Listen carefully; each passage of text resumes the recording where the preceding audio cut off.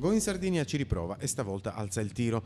Due navi noleggiate dalla greca Hanek Lines e 28 mesi di operatività a partire da oggi, con il viaggio inaugurale della Sophocles sulla Olbia-Livorno, rotta che sarà servita giornalmente con tappa settimanale al porto ogliastrino di Arbatax. La Sophocles può trasportare 1500 passeggeri e 600 auto. A metà luglio sarà sostituita da un'altra nave, la Lato, in grado di traghettare 1800 passeggeri, più adatta quindi alle esigenze dell'alta stagione. Concluso positivamente l'esperimento dello scorso anno, il consorzio Go in Sardinia, nato da un'idea di un gruppo di imprenditori turistici galluresi, ripropone i suoi pacchetti low cost con l'obiettivo ambizioso di fornire un'alternativa al caro traghetti. Gli sconti possono raggiungere anche il 40% rispetto ai prezzi delle altre compagnie, conforti e agevolazioni per quanti prenotano il pacchetto completo nelle strutture consorziate.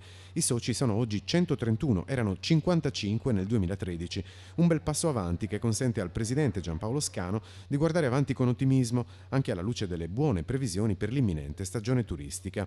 Go in Sardinia prevede di trasportare 150.000 passeggeri e le prenotazioni al momento sono già 65.000, oltre quindi il 50%.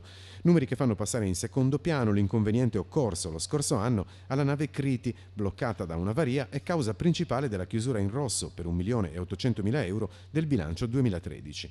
Con l'avvento della Sophocles e della Lato, il consorzio conta quest'anno di fatturare 16 milioni nel periodo compreso tra giugno e dicembre, ma la vera scommessa sarà gestire le rotte nel periodo invernale. Tra le novità di quest'anno, l'accordo con 40 produttori locali che consentirà alle navi di Go in Sardinia di servire a bordo alimenti di qualità rigorosamente sardi.